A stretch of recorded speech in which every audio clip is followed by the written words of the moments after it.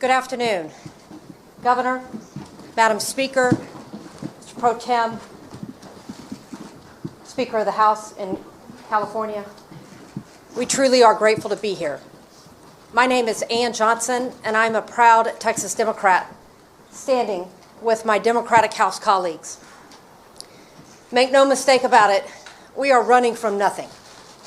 We see the danger that is coming, and we are running straight for it. Please know that last week, Texas Republicans, in their effort to try to appease the entitlement of Donald Trump, have tried to steal 5 congressional seats from the voters of Texas. This is not the first time we have seen folks try to appease Donald Trump. You all remember that Trump called Georgia and asked them and said, boys, I need 11,000 votes. To their credit, those Republicans said, no, we're not doing that. That crosses a line. When Trump called Governor Greg Abbott and Texas Republicans and said, boys, I need you to steal 5 seats, they said, does July work for you?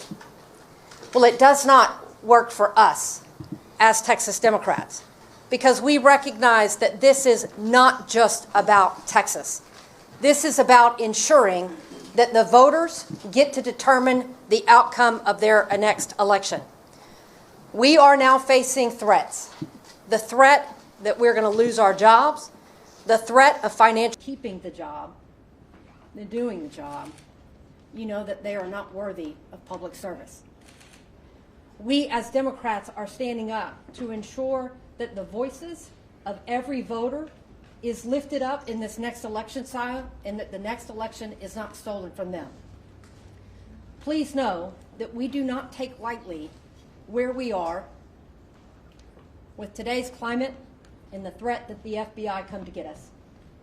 We proudly stand with Californians in this moment that when faced with Texas's steel, they have met it head on with courage and with a sense of urgency to protect the entire nation.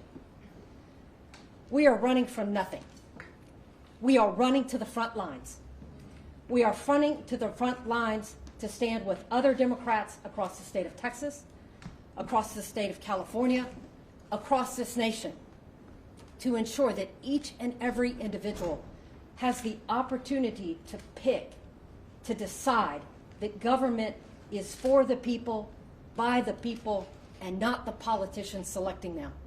And so we are here because we do know that courage is contagious. And we are here to give hope to others to stand up and be courageous in this moment.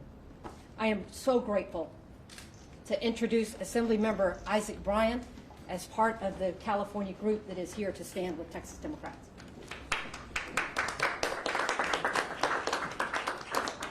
Thank you all for being here. I want to thank Representative Johnson and all of the members of the Texas delegation for their bravery and their courage. They are the example of what it means to be the best of America, the best of Texas. And we have your back here in California. I want to thank Governor Gavin Newsom for stepping into this moment with so much courage and so much strength. It takes a certain type of fortitude to stand up and say very plainly that we have had enough. We've had enough. I want to thank Speaker Robert Rivas for guiding the State Assembly through this moment and many other challenges this year with so much dignity, so much compassion, and so much of the care that is missing out of D.C. And of course, the same is true for Senator Mike McGuire, our pro tem in the Senate. Here in California, we recognize our responsibility to the 1 in 8 Americans who call California home, but we also recognize our responsibility to the country. That is why we pay over $80 billion in federal taxes that we don't get back. It's why we export food to every corner of this nation. It's why we export culture and storytelling. It's why we host students from around the country at the #1 public university in the world, UCLA. Oh.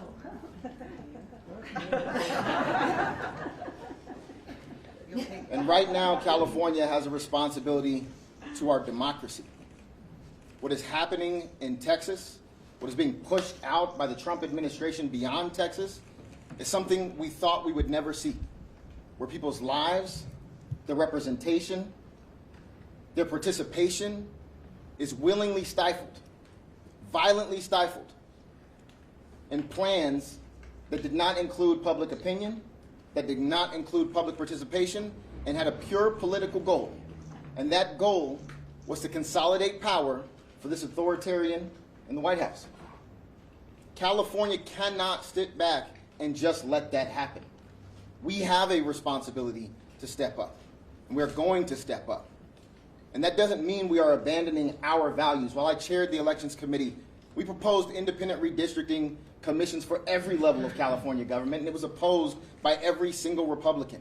We updated the Fair Max Act. It was opposed by every single Republican. We are not doing away with the independent commission that we establish every single decade, but we are meeting this moment, because this is not a turn the other cheek moment while they continue to send blow after blow to the foundations of democracy. Where I'm from in Los Angeles, when they go low, we squabble up. I had the great pleasure of seeing John Lewis several times before he passed away. And he always said the same thing in every single room I was in with him. He said, if you see something that is not right, that is not fair, that is not just, you have a moral responsibility to do something about it. And that is what has brought us here today. And I have the great privilege of introducing the chair of the Senate Elections Committee, my colleague and my friend, Sabrina Cervantes.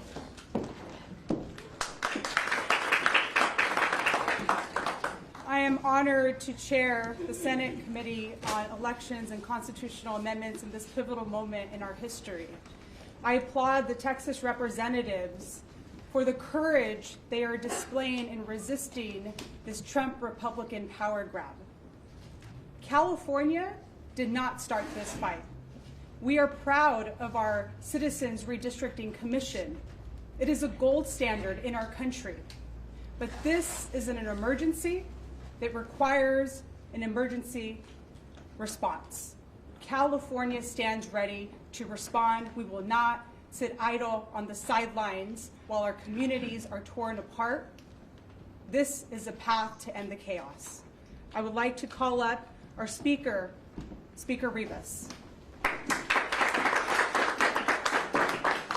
good afternoon, everybody. And, since the moment that Donald Trump was sworn in as president, he has worked to change our country from a proud democracy to an authoritarian state. The stakes are high. That's why we are here this afternoon. They are that high. He's bullying universities to control what they teach. He's targeting news programs and late-night shows, attempting to control what we watch. And here in California, masked ICE agents, without badges, without identification, they're shoving people into unmarked cars, disappearing them into detention centers with no accountability, and too often, no way for families to even find their loved ones. And let's be clear, they're not going to stop with the most vulnerable people or undocumented residents. History tells us that that is not how authoritarianism works. We are only 7 months into this presidency, 7 months. And the more power they get, the more they will take. And what will they do with this power? More immigration raids? More arrests? More crackdowns? More attacks on our freedoms? Well, certainly what we can expect are more negative consequences for every single American. Because of Trump's policies, millions of Californians will lose their health care. And so we have to stand up now. We have a responsibility here in California to stand up and defend our democracy. And I'm proud to stand here with the brave Democrats from Texas who are doing just that. Texas Republicans acting on direct orders from Donald Trump are redrawing congressional lines so that there is no way to dislodge them from power of Congress. No way to hold them accountable. No way to prevent them from doing whatever they want. Well, as Californians, we're here to say absolutely not. If they're trying to destroy our democracy, you're going to have to come through California. You have to come through California, where we are nearly 40 million strong in this state. We have the 4th largest economy in the world. And we have a proud tradition here in our state of standing up for the people's rights, of standing up for what is always in the best interest of our state and of this country. We will not allow Trump's Republican Party to rig this system and take permanent control of the U.S. House of Representatives. We are prepared, and we will fight fire with fire. And we will do whatever it takes to defend our democracy. California will do whatever it takes to protect the voices, to protect the votes, and to protect the rights of every single American. And now I'd like to introduce and welcome my partner in the State Senate, Pro Tem Mike McGuire.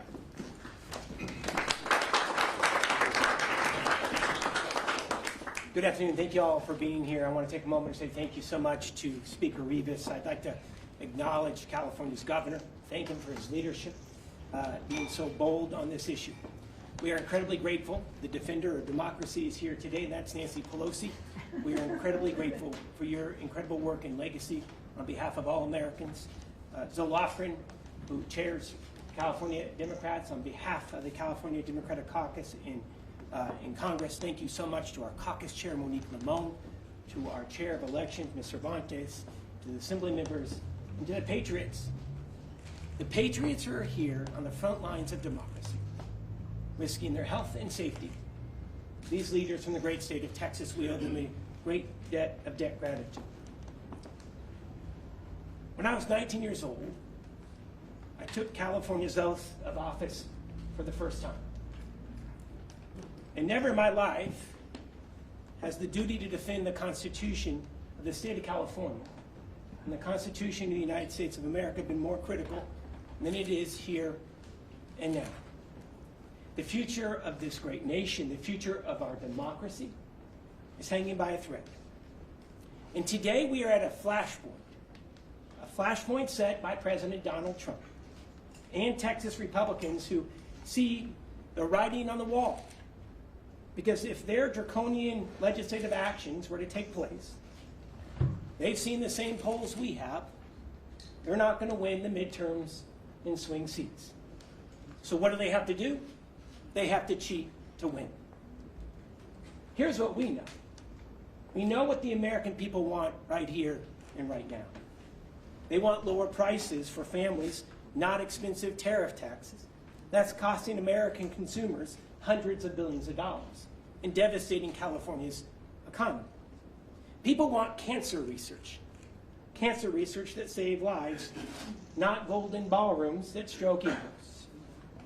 People want a government that trusts trained scientists in real numbers, not secret police who literally are snatching innocent people off the streets of this state. Take a moment to think about this for a second. They're taking innocent people off the streets of our communities and shove them into moving vans. People want their health care. They don't want tax cuts for billionaires. So in order to win, Donald Trump has to cheat. And they've come up with this cynical ploy in Texas to be able to redraw congressional maps, to silence working voters, to silence Latino and black voters, and to prop up an authoritarian presidency that is rotten to its core. All of us here, we've taken that same oath of office, and I don't mean to get emotional about it, but it's incredibly personal to each and every one of us. And that's why if Texas moves forward with this action, California has to be prepared to respond. It is our sacred responsibility to California, to our country, and we know that there is no bottom to Trump's dystopian plan. I'm firm in my belief that if the legislature puts a redistricting initiative on the ballot, I believe the people of the Golden State will do the right thing. I trust the voters of California, more than I would ever trust Trump and his lackeys in Texas. You know, I've heard it mentioned before. 2 wrongs don't make a right. The response that we have to be prepared for is not a wrong. It's not a wrong to stand up for the Constitution of this state and for the Constitution of the United States of America in the face of those who would destroy it for their own personal power and profit. It's not wrong to stand up to the billions in cuts that the president is proposing to health care here in California, to education, to our university system. Letting people vote is the right way to go about it. So is national redistricting that leads to independent maps all across the country, and it's wonderful to see the Republican congressional members in the state starting to see the light that Democrats have had for decades. I want to end it right here with this. We've had the honor to be able to talk with several of our colleagues from Texas who described that they're being tracked by the FBI. Leaders in the state of Texas are being tracked by the FBI. They're facing bomb threats, death threats, and that is after what we saw in Minnesota just 2 months ago. Republicans, Donald Trump, Greg Abbott, Texas Republican leaders, they have the power to stop the threats, to stop all of this. And that's the questions that the media should be asking. Why aren't they stopping this? Republicans in California also have the responsibility to see that their Republican leaders do just that. This isn't a fight. This is not a fight that California picked. But it's also not a fight that we are going to run from. When times are tough, you run towards the wildfire. And that's what we're going to be prepared to do. This country is hanging by a thread, as we know. We have the duty to protect it with an ironclad commitment that we all swore before God. It is now my honor to introduce Zoe Lofgren, who has been instrumental in this process. She is the elected chair of the California Democratic Congressional Delegation. Can we please give her a warm welcome? Well, thank you very much, Mike. You know, California Democratic Delegation has been long in favor of independent citizen commission. In fact, the commission drew our lines. We are not allowed to give them any input, and that was fine with us. I am the author of a bill in the House to require independent commissions in every state. And when Democrats were in the majority, and we had Ms. Pelosi as our speaker, we passed a bill that included independent commissions in every state. We did not get a single Republican vote for that, and the Republicans blocked it in the U.S. Senate. So we're not here trying to change or rig the system. We're here because Donald Trump and his Republican cohorts are trying to rig the system. They know that what they've done to the American people is deeply unpopular.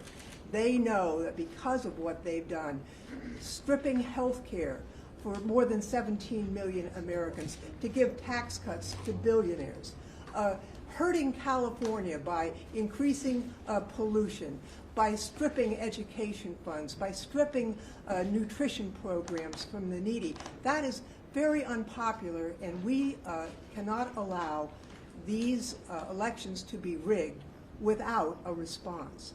Now, the Democrats in California are happy with all our districts just as they are, but when we saw that Texas was going to create the most segregated map in Texas since the 60s to eliminate all of the minority districts that they could, so that they could create 5 Republican districts, we said, could we create a map that eliminated 5 Republican districts, but that was true to the Voting Rights Act?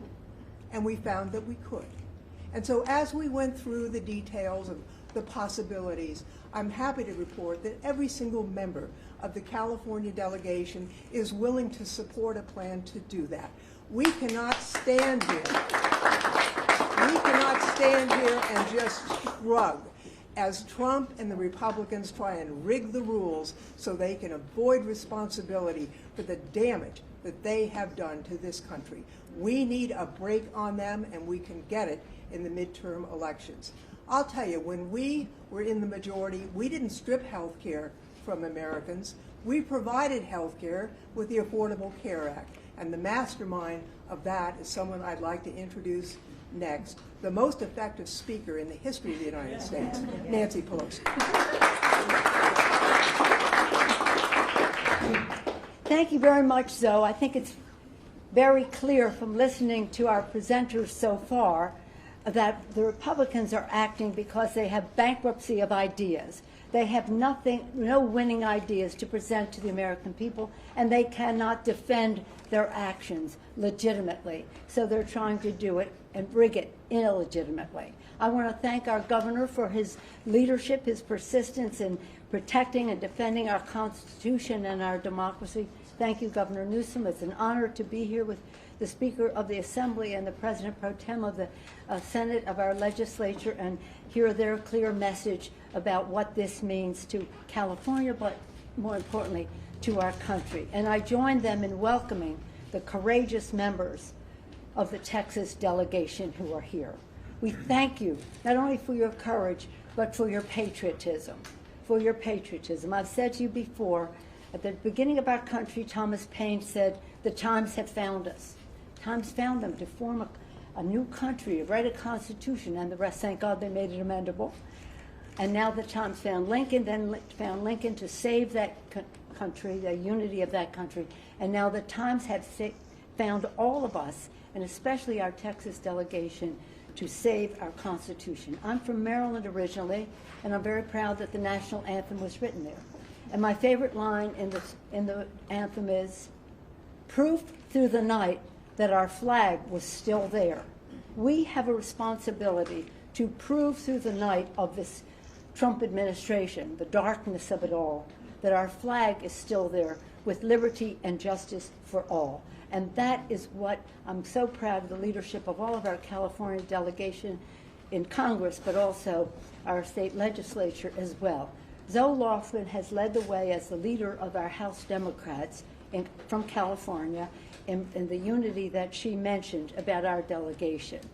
And this is something that we're unified on to honor our oath of office to protect and defend the Constitution of the United States. The president has paved over the Rose Garden. He's paved over freedom of speech. He's paved over freedom of education. The list goes on and on.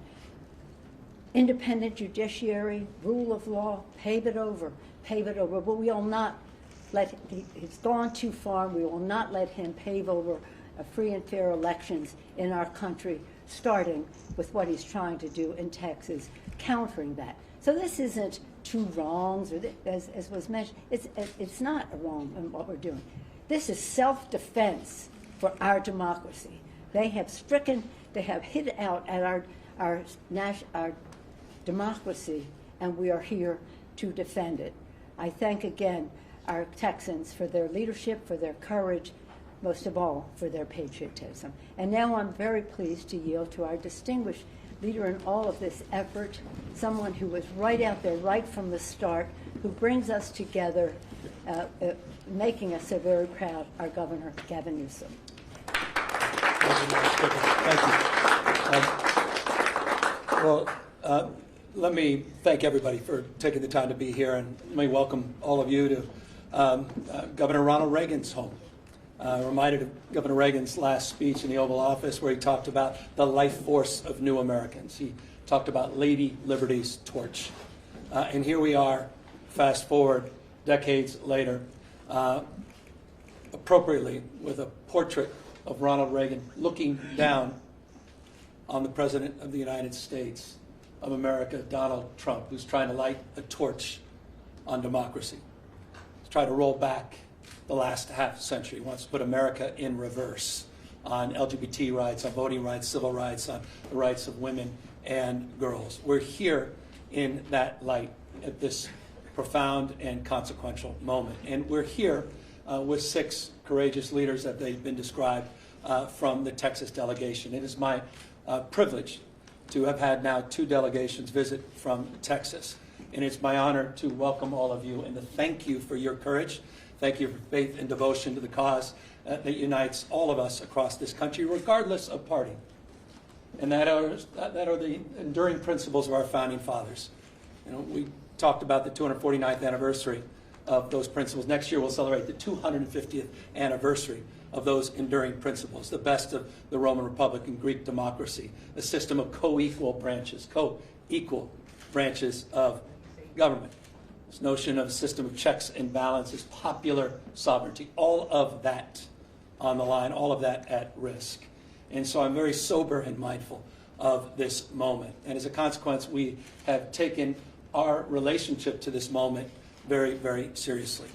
Had it not been for the courage of the Democratic representatives from Texas to stand tall and to stand up, to walk out, as is their right, as old a principle as American pie, the ability for a minority to walk out when it comes to the abuses of a majority. And they did just that to elevate not just their voices as representatives, but to elevate our voices, to call out the consequential nature of what's happening. What's happening in the United States of America is not normal. We cannot allow this to be considered normal. Please don't say it's surprising. When you say something is no longer surprising, you normalize it. This is shocking what's happened. You heard Representative Johnson say it very powerfully and very clearly. And what more evidence did you need? You saw this take shape after Donald Trump tried to wreck the democracy after January 6th, where he dialed for 12,000 votes in Georgia. By a courageous leadership, regardless of party, that stood up against that tyranny. Now he's dialing up for seats. He called Greg Abbott, who doesn't have the courage, doesn't have the backbone, doesn't have the consciousness of the consequences of his action. And he has rolled over and he said, yes, sir, and they're trying to dial now for new seats for precisely the reason that Speaker Pelosi and others have represented. They will lose in the midterms. He knows it. Why else would he make that phone call? His agenda's failing. This presidency is failing. He knows the headwinds in a midterm. He's dialing for seats. Not only did he dial for 5 seats in Texas, he just sent his vice president, the vice president of the United States, not to console those 137 families whose lives were torn asunder because they lost loved ones to the floods. By the way, 3 members of my community in Marin County, Mark and Sarah and Johnny Walker, 14 years old, died in the flood. Mark, 50 years old. Sarah, same age. Family, friends. We were at their memorial yesterday. Vice President come to console the family members of the lives lost. He went to Indiana, continued to try to rig the election. You have a special election in Texas. You'd think that's all they'd be focused on. 37 kids dying in those floods. But they're focused on this, a power grab. And it's not limited to Texas and Indiana. You've seen what's happening in Florida. You've seen what's happening in Ohio and other states. So we have got to step up. Our state of mind is about accountability, responsibility. Again, taking this moment seriously. What is our relationship to this moment? And we recognize we have agency. We're not bystanders. That we can shape the future. Decisions, not conditions. And so we choose to be held to a higher level of accountability. It wasn't our decision to be here, it's reaction to. We are trying to defend democracy as opposed to see it destroyed district by district. And we will stand firm and we will stand tall. And perhaps the expression today is the expression of unity. That's what we're trying to communicate. You have congressional representatives here, the leader of our congressional delegation. They are unanimous in their support of moving in this direction. You have the Speaker and the Pro Tem, and they strong support of their caucuses. And leaders of critical committees, caucus, are here to express support. We are moving forward. Make no mistake. California is moving forward as a state that's larger than 21 state populations combined. We are not a small, isolated state. State larger than 21 populations combined. We tried to play by a higher set of standards and rules with our independent redistricting, and we believe in that. And we are not talking about eliminating that commission. We are talking about emergency measures to respond to what's happening in Texas, and we will nullify what happens in Texas. We will pick up 5 seats with the consent of the people, and that's the difference between the approach we're taking and the approach they're taking. We're doing it on a temporary basis. We're doing it in a fully transparent way, and we're doing it by asking the people of the state of California for their consent and support. Mark that stark contrast to what's happening in Texas and other states. We are resolved and we are aligned in this strategy. And I'm deeply, in closing, grateful for the leadership that's assembled here today in unprecedented time. It required an unprecedented approach, an unprecedented leadership to build the kind of consensus that we believe we have. We have till August 22nd. With the leadership behind me, they will get this on the ballot. We're calling for a special election. That'll be the first week of November. It will coincide with many other municipal elections. We will raise an unprecedented amount of attention, and we will garner an unprecedented amount of support because people understand what's at stake. Final words. Because I want to reinforce what the Speaker and the Pro Tem said. You have people disappearing in the state of California, quite literally disappearing. Warrantless search, people literally being taken from the streets. I don't think this, I know it. 16-year-old kid whose mom and dad working 20 years at the same packing facility.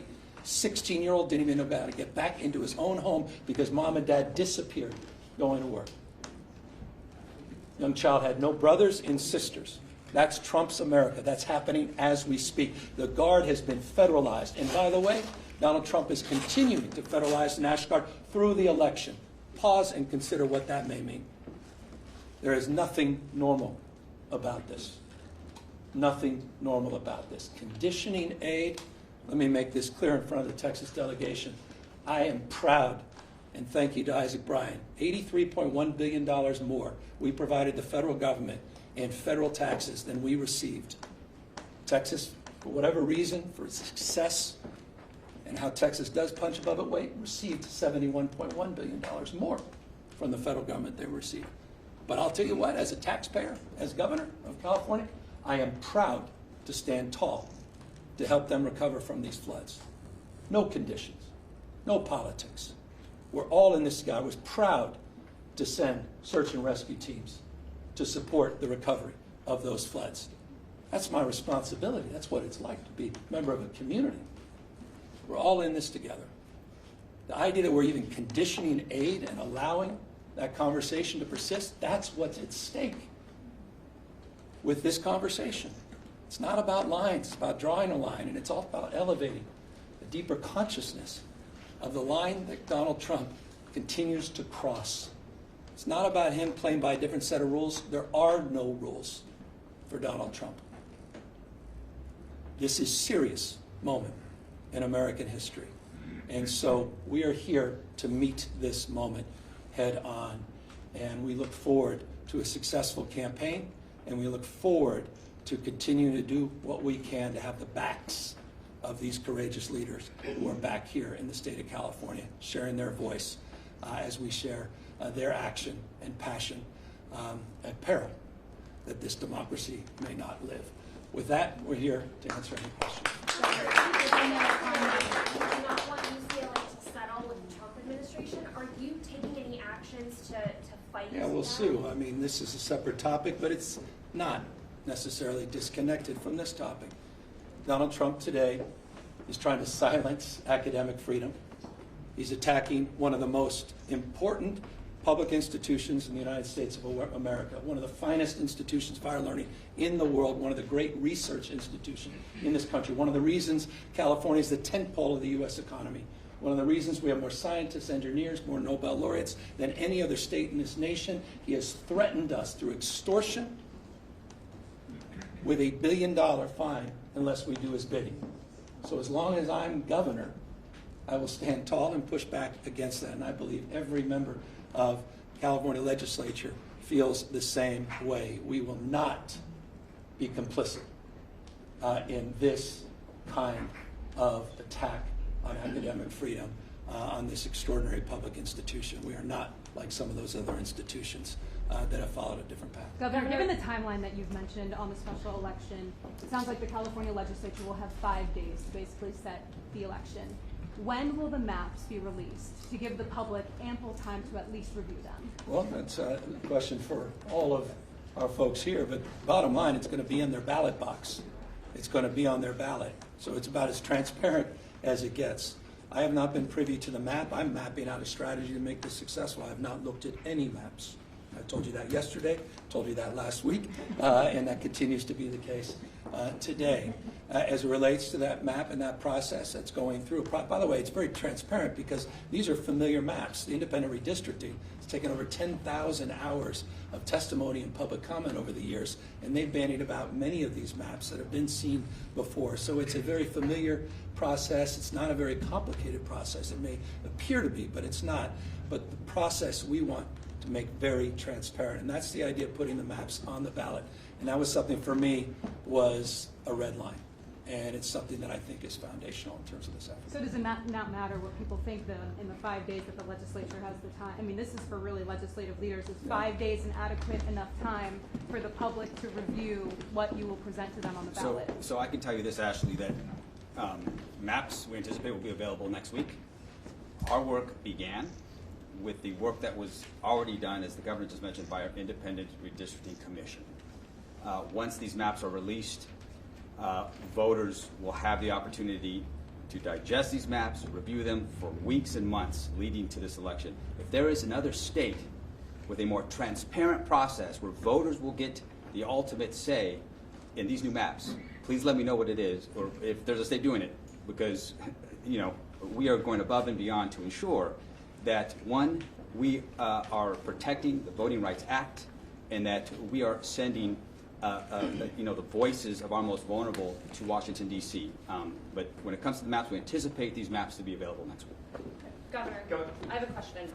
How can you guarantee to Californians this will be a one-time exception of the Independent Redistricting Commission? If you're in a gerrymandering arms race, what makes you confident this is the only time you'll ask them to Well, I said we want to do it for the 26, 28, 30 ballots, just for congressional representatives alone. We want to provide that opportunity to the voters. They'll make that decision, and they'll decide that direction. We want to maintain the framework of the Independent Redistricting Commission, which I've long supported. We believe, as the Lofgren believes, as the author of the legislation that only Democrats signed. I'll repeat that because it needs to be repeated. The Democratic Party is on record supporting national independent redistricting. The Democratic Party is on record. The Republican Party is nowhere to be found on that. But we're not going to unilaterally disarm in the state of California. We tried to lead by example with the Independent Redistricting Commission. And we are looking at temporary measures. And that is my intent, and that is the direction that ultimately will be made by the public. I have a question for the Texas reps. What's your reaction to your Attorney General suing you guys today for leaving the state? I mean, it just follows the long line of threats, right? I mean, we can tell they're desperate. I mean, they are throwing everything at us that they can. The loss of leadership, the financial ruin, the threats that they are putting out into their group. And then, of course, my colleague here, they have filed litigation to try to vacate seats. They are trying to overturn the will of the electorate before a time as said, because they are afraid of voters. Not only do they want to take out 5 congressional seats and steal them, they now want to take out the representatives that are actually standing up against them attempting to rig the next election cycle. Duly elected representatives out of Texas that have elected us to be here today to break quorum per our Constitution because we know that the majority has gone off the rails. I'm State Representative Gina Hinojosa, and I'm one of the legislators in Texas who is facing a threat by our Attorney General to be removed. You should know, just 2 days ago, I checked in with my office. We had 700 calls on this bill proposing a new map that hasn't even been out a week for the public to see. 4 were opposed. The rest were all in support of my breaking quorum. I'm doing exactly what my constituents want, and it is shameful for our governor or for our attorney general to try to remove a duly elected representative of the people from office, but it is in keeping with what is happening in this grander scheme of these Trump maps to try to rig the 2026 midterms. The response to Governor Abbott saying he'll continue to call special sessions until you return. So that's his decision. That's the benefit of who you elect for governor. We are breaking and doing everything we can to break this quorum. We have 137 at least. We are missing 2 more individuals out of Central Texas. We have been there for 2 weeks waiting to address that issue. They only put 1 bill up for us to debate in the House, and it was redistricting. We have an arrest warrant for us to go back to Texas for 1 bill only. They don't want us to come back for flooding. They are using those families as a distraction. The governor can write a check right now to try to start the process. And so it's his decision what's valuable to him. Does he want to have us come back and address flooding, to address the issue of school testing, to address human trafficking, to address the infrastructure in our courts? We will gladly show up. So you're going to find out, the people of Texas, who he plays for. Is he going to call us back for you, or is he going to call us back to do Trump's bidding? Are you prepared to stay out of the state through even the filing deadline in December, if that's what it takes to stop a redraw for the 2026 map? So we take this fight one day at a time. We fight to win today, and tomorrow we assess and take it on then. I'm reminded of a quote by one of our wonderful governors of the past, Ann Richards, and she said, "The here and now is all we have, and if we play it right, it's all we need." And that is what is happening here today. We're about to play it right. Thank you. Question for the governor. If California redraws districts for Democrats to try to pick up 5 seats, that would only cancel out what Texas is doing, but Republican-led states, including Florida, Ohio, Missouri, and Indiana, will or are considering redrawing their own lines, and Democrats don't control enough states or have enough districts to pick up to counter that. So, given that map, why go through with trying to bypass the independent redistricting? Well, these guys are ruthless on the other side, so I concur. That said, we can control what we can control. It's not what happens, it's what we do in response to what happens. Here's what we can do in response. There's other states that can act not dissimilar to California, but none can act, I guess, with the scale and scope that we can. So that would be my response. It's always the right thing to do the right thing. It's always the right time to do the right thing. And our response is what we can control, and we can encourage others through the power of emulation to consider the approach that we've taken based upon their unique circumstances. Most states don't have independent redistricting. Many states have supermajorities in their legislature. There are a number of other states, as you know, that are considering democratically led states, and not just Republican-led states, that are considering similar actions, but we're not going to unilaterally disarm. We're not going to allow them to roll us over, and at least we will have the power of expressing ourselves very powerfully that everything they did in Texas, all the fire and fury, signified nothing. That we neutralized it. We nullified that. We don't move unless they move. This is triggered. They drew first blood. We're responding to this action. And this is how we choose to respond. And I hope other governors and other leaders across the country do the same. Governor, last question. In a hypothetical, if it is triggered and voters do not approve it, is there a backup plan? Is there a plan B if Texas moves? I think the voters will approve it. I think the voters understand what's at stake. Look, I'm not naive. We live in the most un-Trump state in America. And I think people understand, boy, do they understand, intimately understand what's at stake with Donald Trump. What more evidence you need today, a couple days ago, with a Penske truck where people just jumped out, racially profiling people. Look at what just happened, UCLA. What more evidence do we need? And so I think I have all the confidence in the world of the wisdom of the voters of this great state. And I'm not just talking about Democrats. I'm not just talking about independents. We believe in independent redistricting. That will be on the ballot. We believe it should be nationalized. That will be on the ballot. We have the opportunity to send a message enough, and I believe Republicans, not just Democrats and independents, will meet that call, and we will overwhelmingly support this change. Governor, Thank you, 6 we're months out of ago, time.